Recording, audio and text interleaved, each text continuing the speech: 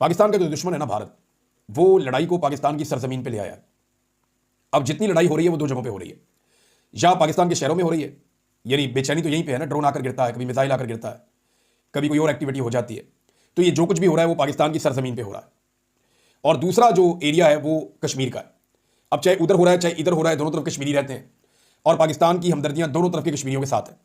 भारत को ना उधर वाले कश्मीरी पसंद है ना इधर वाले कश्मीरी पसंद है, वो इनको भी मारना चाहते हैं और उधर वालों को मारते रहते हैं। ये बात बड़ी क्लियर है।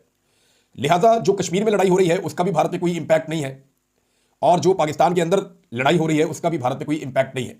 पाकिस्तान को ये लड़ाई धकेल के भारत की सरजमीन पे ले जानी पड़ेगी, तभी भारत के ऊपर प्रेशर आएगा और वो फिर जंगबंदी की तरफ जाएगा। अदरवाइज ये लड़ाई ऐसे बंद नहीं होगी। इस तरह भारत अपनी मनमानी करता रहेगा। भारत ने बड़ी समझदारी और चालाकी से जंग को पाकिस्तान की जमीन पर रखा हुआ है। इस वक्त तक पाकिस्तान को यह सिचुएशन वाइस वर्सा करनी है। पाकिस्तान को इस लड़ाई को भारतीय सरजमीन पर लेकर जाना है ताकि उन्हें भी जंग का म्यूजिक एंजॉय करने का मौका मिले। हमारे यहां तो धमाके हो रहे हैं, थोड़ी देर के बाद कहीं ना कहीं से कोई आवाज आ जाती है, शहरी इकट्ठे हो जाते हैं, एक खौफो हरास फैल जाता है। तो भारत के अंदर बिल्कुल पुरसकून माहौल है।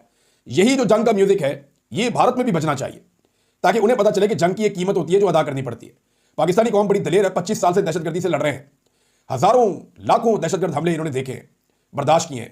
तो ये बड़ी मजबूत कौम है, ये तो बर्दाश्त कर रही है। इंडियन से नहीं होगा।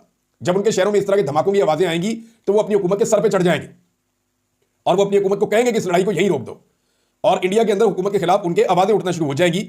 लिहाजा पाकिस्तान को अच्छा बच्चा बनकर दिखाने की कोई जरूरत नहीं है। दुनिया के सामने अमन का दाई और पैगंबर बनने के लिए आप जो एक्टिंग कर रहे हैं इसका कोई फायदा नहीं होगा।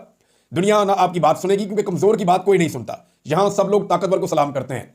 पाकिस्तान को हर हाल में इस लड़ाई का जो ग्राउंड है वो शिफ्ट करना पड़ेगा पाकिस्तान से इंडिया में, तभी इंडिया को इस लड़ाई की जब हीट पहुंचेगी, जब इसकी शिद्दत और इसकी गर्मी का एहसास होगा, तो वो काजी फायदी सा का एक जुमला था ना बड़ा अजीब, कि अगर किचन की गर्मी आपसे बर्दाश्त नहीं होती तो निकल जाएं।